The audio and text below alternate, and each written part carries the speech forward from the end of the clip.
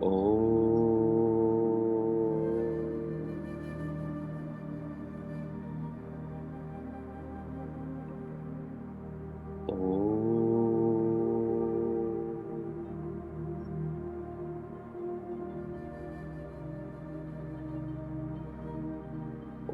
Sai Ishwaraya Vidmahi Satyadevaya Dhimahi Tanna Sarva Prachodayat. Om Sahna Bhavatu Sahno Bhunaktu Sahaviryam Karvavahe Tejasvinavaditamastu ma Vishavahe. Om Asato ma Satgamaya Tamaso ma Jyotirgamaya Mrityorma Amritam Gamaya. Om Shri Gurubhyo Namaha. Hari Om. Om Shanti Shanti Shanti.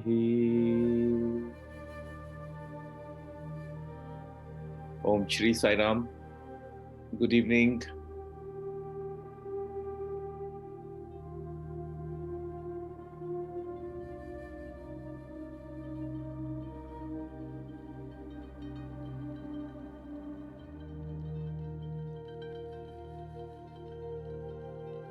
So today,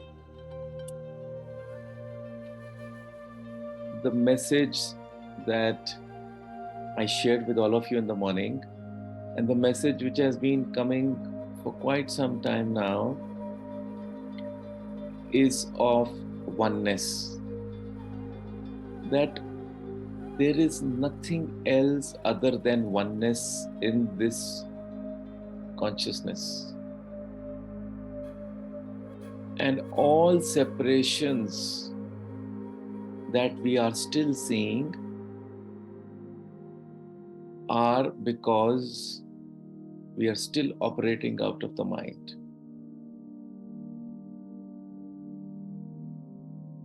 And as soon as we travel the journey from the mind to the heart, we do the journey from separation to oneness. This understanding we must completely live in. And we must have these conversations with ourselves that whenever there is a reaction coming, whenever there is a feeling of separation, duality, distinctness, then know for a fact that we are operating or reacting from the mind. And all that is happening in our lives, all the people who are in our life have a great karmic bond and a relationship with us. They are here because we all chose to be here together in this life. What's happening to us is coming to us as a result of what happened in an earlier lifetime. If some joy is coming, it's because of the past situations. If some pain is coming in our life and difficult situations are coming, it's also what we did in the past. Let's own it, take responsibility for it, and deal with it rather than avoiding it and running away from it. Because karma is such that it always comes back. it's always better that you know where it is coming from and learn and equip yourself to deal with it rather than to avoid it. Because what we avoid comes back to haunt us again. What we run away from always catches up on us. So I learned this one important lesson, that what's coming to us is coming from the consciousness, and it is coming for our higher good, for our evolution, for our growth, for us to reach the point of our divinity. So do not fight, do not resist, do not blame, do not run away, do not escape. Accept it for what it is, and if we operate from our heart, we will figure out a way of how to lovingly deal with it. And if we are able to deal with it, then we move one notch higher on our journey of oneness. These are like these small conquests. These are those small little barriers that we have to learn to overcome. These are those speed breakers that we must know how to ride rather than to run away from.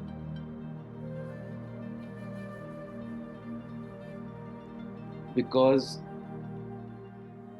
karma is an inescapable law,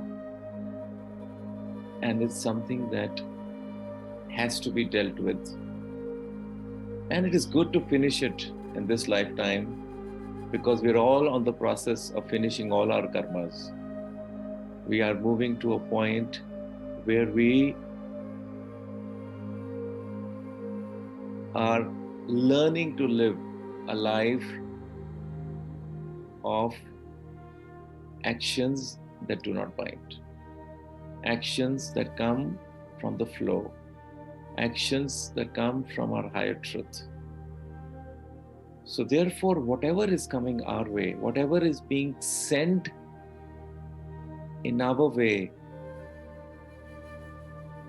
by the consciousness is only and only for our highest good.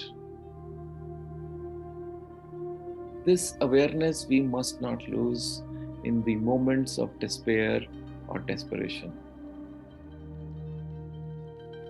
We must accept, first of all, that all that comes to us, A, comes from consciousness. B, the reason it comes to us is because of our past. C, all the actors and characters in our life are all handpicked and chosen by us so that we can learn the karmic lessons. D,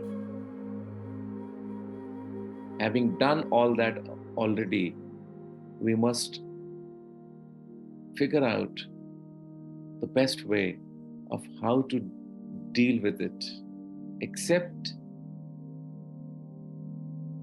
and deal, not accept and avoid. And when we do that, our energy changes. We are no longer trying to run away from it. We are no longer trying to fix the blame somewhere else. We are taking it head on and we are accepting. And this kind of living can happen only when we realize our truth. We realize that this life or lifetimes is nothing but a zero-sum game. In the end, we have to come to a zero balance, where everything from the past is squared off and nothing new is created. So we are not trying to add anything, we're trying to get rid of all that we've had. So isn't it good to let go of the crap that is coming to us all the unfavorable things that are coming to us, and then let them go. Stop the struggle, stop the fight, and as Baba used to say, face the devil and deal with him.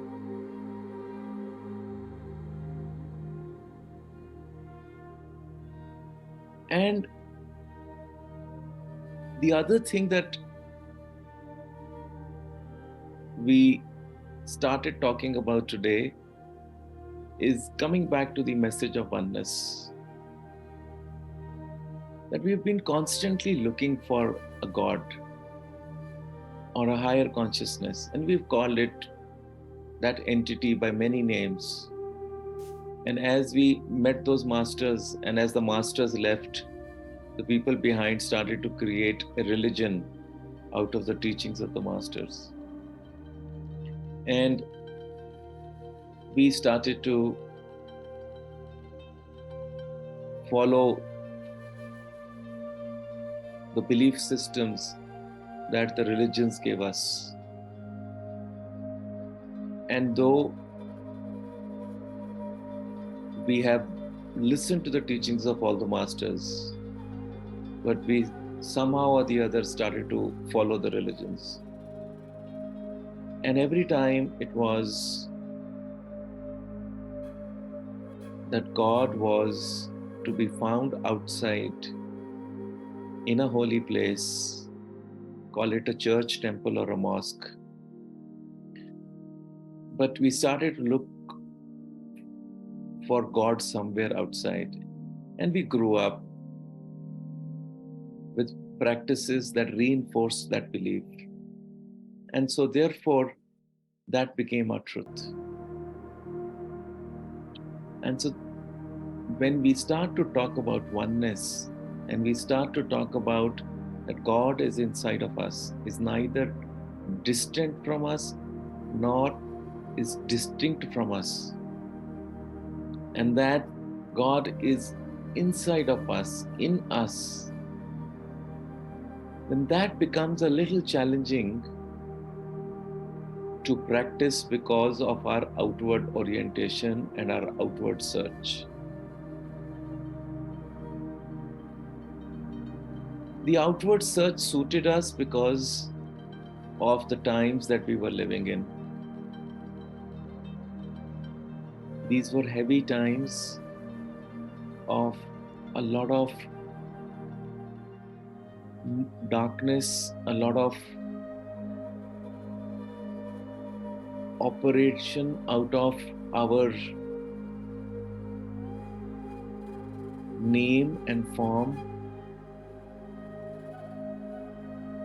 But the planet's energies are now moving towards much lighter vibrations, and it does not support any longer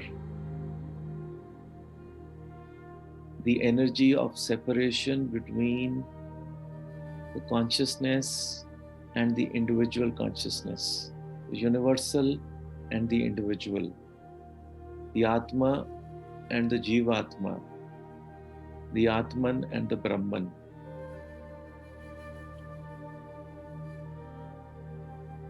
And we have spoken about it, that the change will not come on its own unless many of us start to live and vibrate in that consciousness, where we see no separation. It must come from each one of us. It won't happen by just knowing about it. It'll happen when we start living in that reality. And it is being declared now that the time has come, that this is the time to start being a God, not knowing a God. We've known about God and oneness for a long period of time. But the time has come to be God, to accept that we are God, to think like God, to act like God, to walk like God, to talk like God, to breathe like God.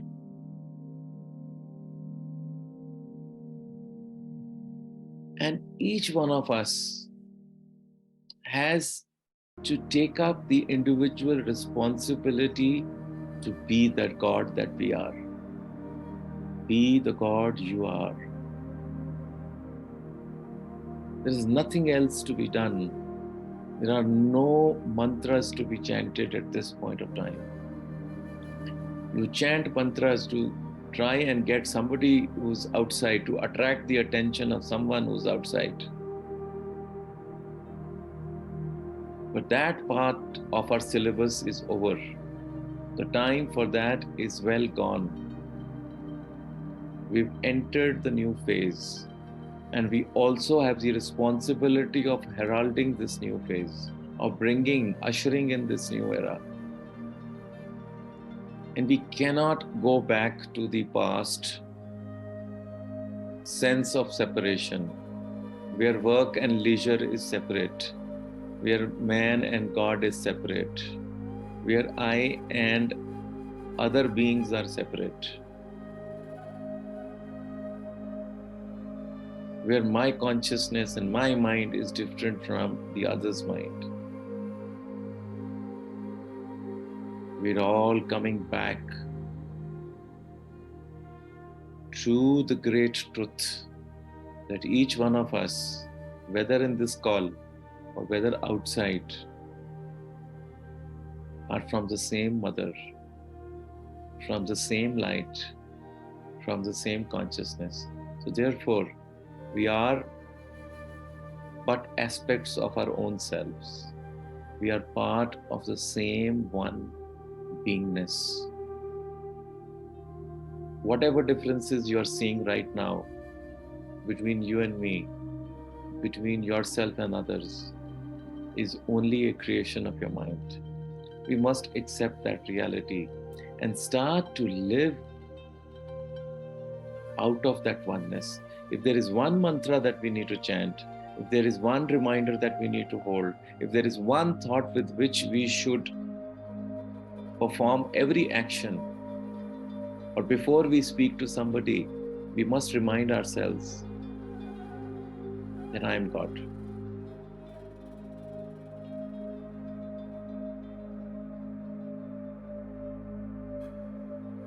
And only when I as an individual take this responsibility and I as an individual start to operate out of this reality, will the people around me start to shift.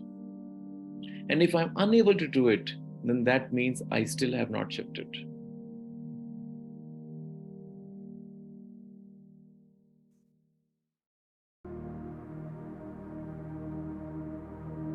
And I must tell you, it is not that difficult.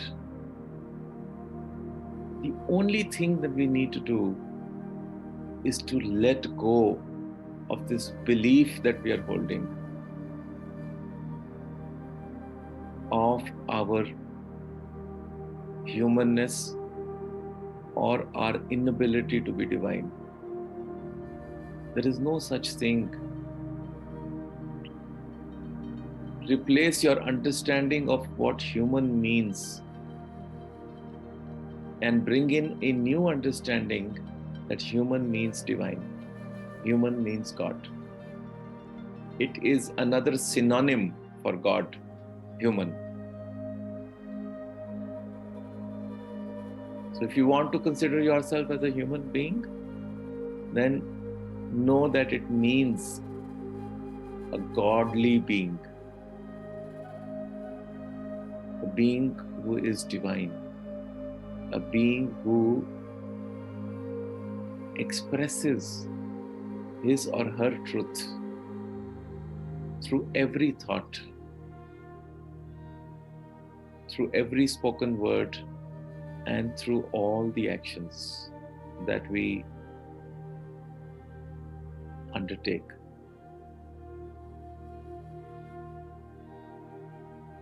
And if once we start doing that, the energies will start shifting very rapidly around us. And when we have surrendered already that The consciousness is taking care of our interest. Consciousness is always operating out of the higher interest of all beings. Remember, we keep chanting, Samasta Loka Sukhino Bhavantu. And now everybody in the night has already started to write this message. Because when we are saying it, when we are writing it, we are reinforcing it in the consciousness. In fact, written word is even more powerful than spoken word. So when we keep saying this, and we keep writing it, we keep repeating it, it is getting somewhere in the consciousness, it is getting supported, echoed back, reinforced, validated, and it is becoming part of the truth already. So in the same manner, if we are absolutely certain about our oneness with the divine aspect called God, called consciousness, called the Brahman, and if we have no doubt at all, then only the consciousness or the God will manifest through us, will manifest as us.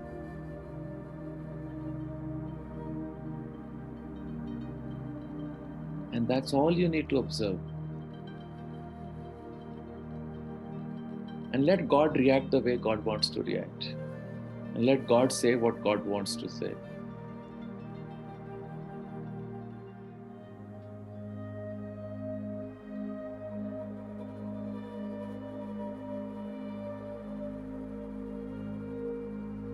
The change is clearly coming. We're all being put on the path of this change. We are not here by any chance. You have to stop running after names and forms just because others expect you to do some things.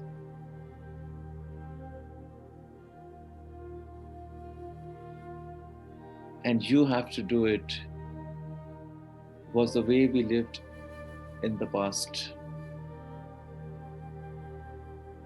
Now you and me and we have to hold the responsibility of holding the new light, the new energy. And we have to stand up for what we believe to be the truth. And everybody will start to grow around you. Everybody needs examples. Everybody needs leaders. Everybody needs the strong ones who show the light. There is a dearth of these leaders. There is a dearth of people who follow their light, who share their light with others.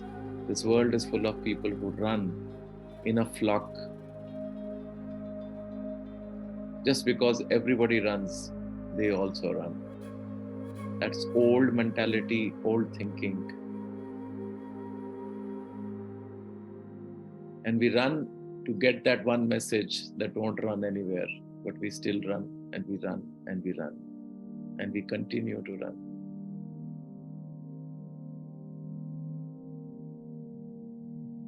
And when we stop running and when we start operating out of this light, this divinity, this God within us, then something starts to change.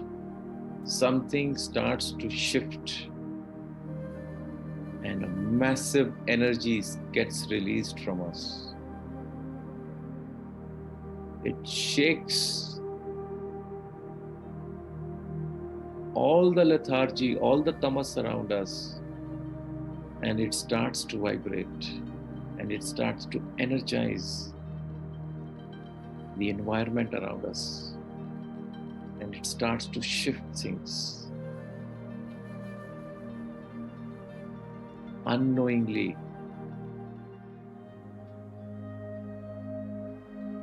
the entire nature and consciousness starts to respond.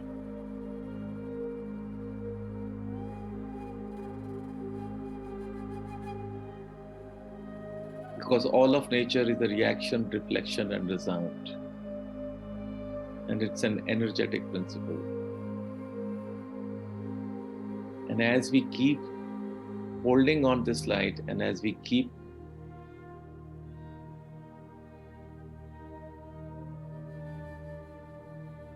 our awareness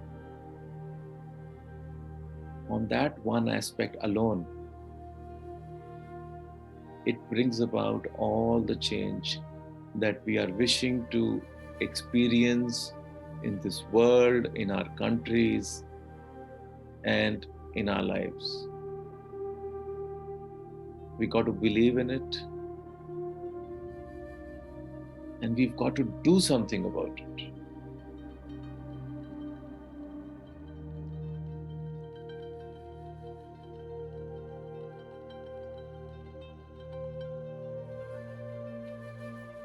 Each day as I wake up and as I think about what message to share,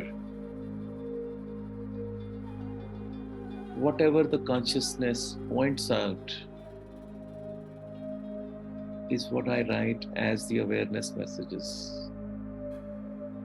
These messages are not prepared in advance. These are the messages of how consciousness speaks.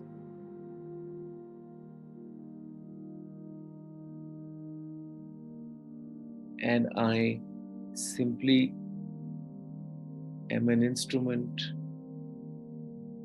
who shares in turn with all of you.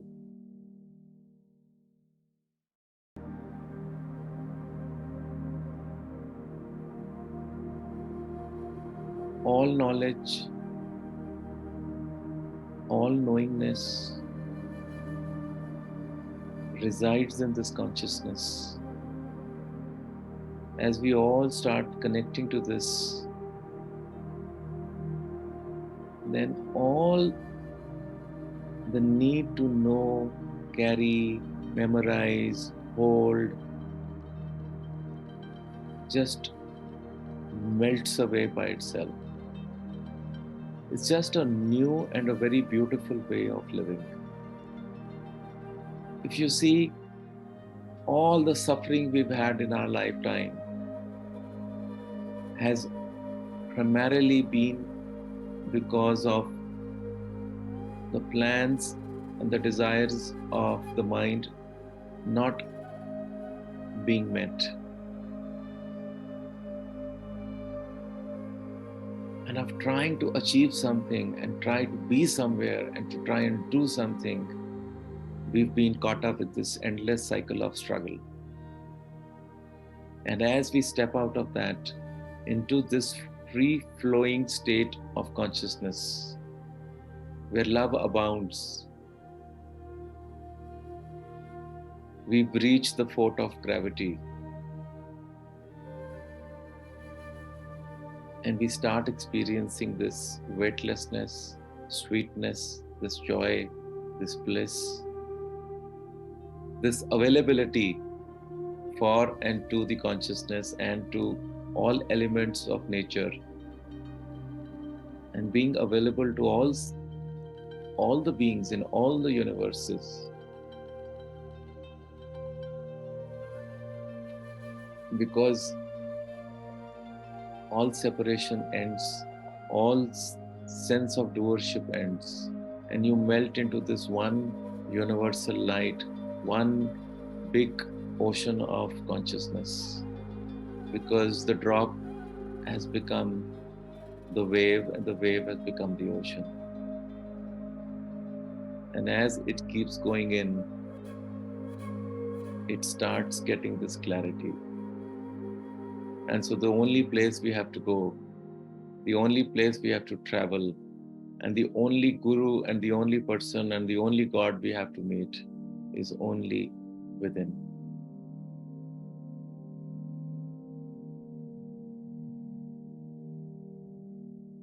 And it's a big decision when we say no more, and when we reverse our action that we have been doing. Something most profound gets released. But since we keep, getting tempted and we fail in our resolute understanding of that one consciousness, we give way to this duality. It's like holding the door a little ajar, and you create a space for duality to step in. The mind may find hundreds of arguments against it. That's the truth. We know it in our hearts. That if you feed two different tastes, then you get used to two different things. So we are continuously going as a group deeper and deeper in our travel, in our journey. And we keep reminding ourselves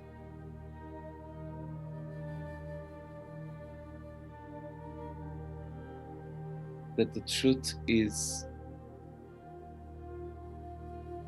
inside of us, and we are that truth.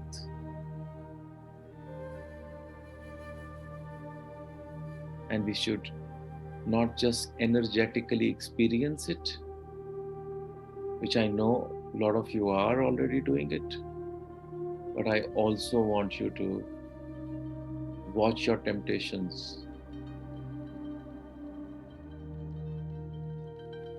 When we are confronted with those realities that take us away and outwards. And it's like we are having a toothache, and we are given a chocolate and we love chocolates. You know what happens when we eat a chocolate when we are having a toothache. It's like any other temptation. Temptations do come. What do we do with those temptations is up to us.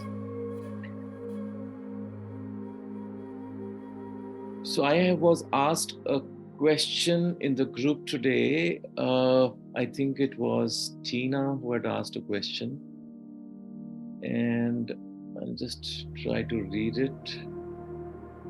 I think I understand it in principle. I just want to make sure that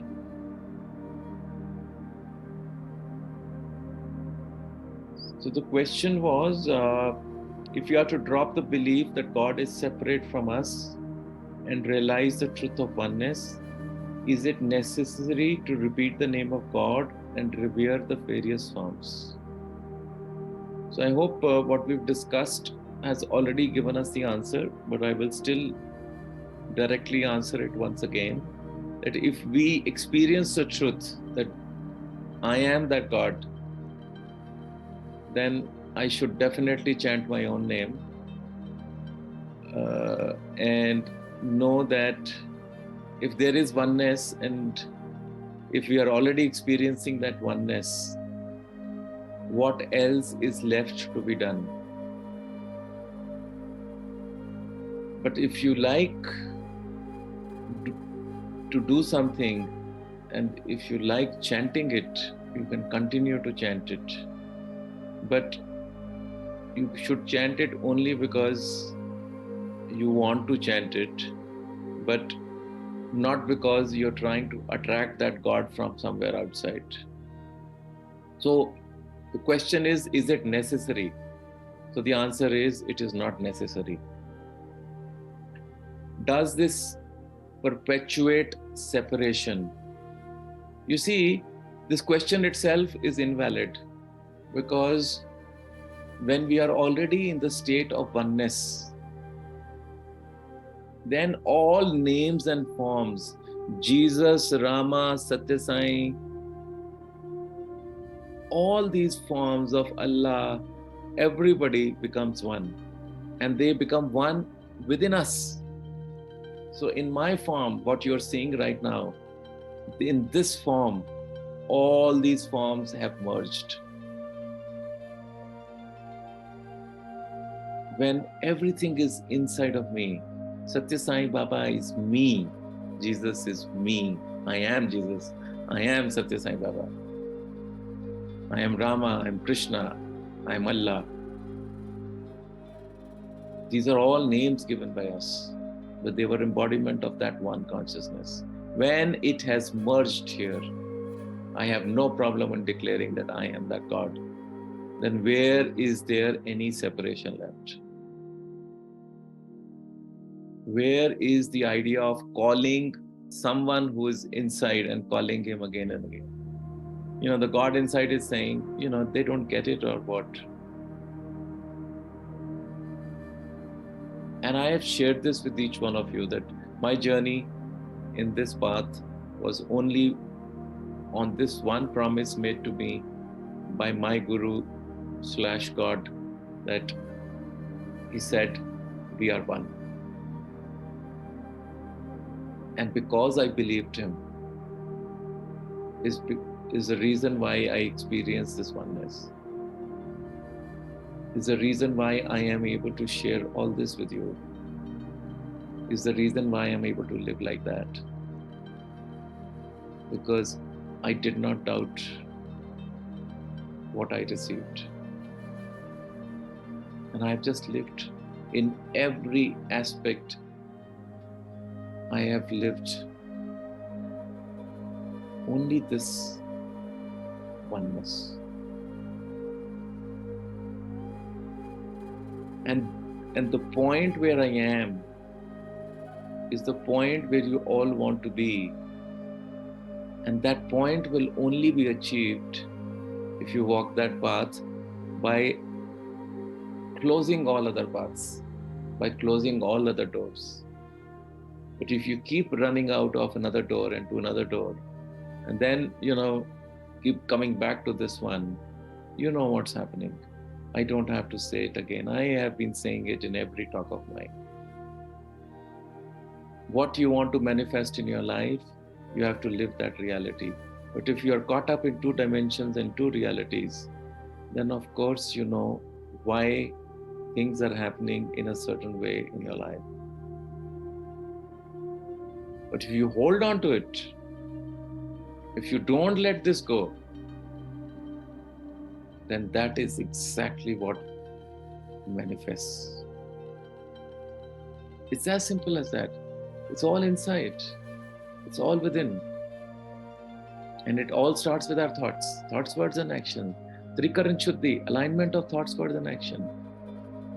Trust this one message that you're getting again and again, and start living that reality. And everything else that comes, if dreams come, if something scary comes to you in your dreams, look at it in the eye and say, you ain't real. Anything that's coming from the outside, you ain't real. And as the inner consciousness starts to shift, it starts to project something outwards. A new reality starts to take place. It is beautiful. It's just amazing that everything that we've been trying to do has always been inside of us. And if we keep holding on to this truth, and that's why we need to meditate. That's why we just need actually to meditate once. And every day is just a reminder to remind us that this is my reality and today I'm going to live this reality. In the night, I have to check, did I live in this reality? That's all. You can do it 3 times a day, 5 times a day, whatever. But it's all up to us. Some people can get it once, some people like to get it again and again. And we all have our own nature. So devise a plan which suits you, which you think you can use effectively for your own selves. Have your own plan. walk on that plan. But the goal has to be clear. And it's interesting that today I've been editing chapter 2, and which is about the goal of life. And I'm going to be talking after this to Philippa and Deepthi about it. So that's it. As long as there is a clarity,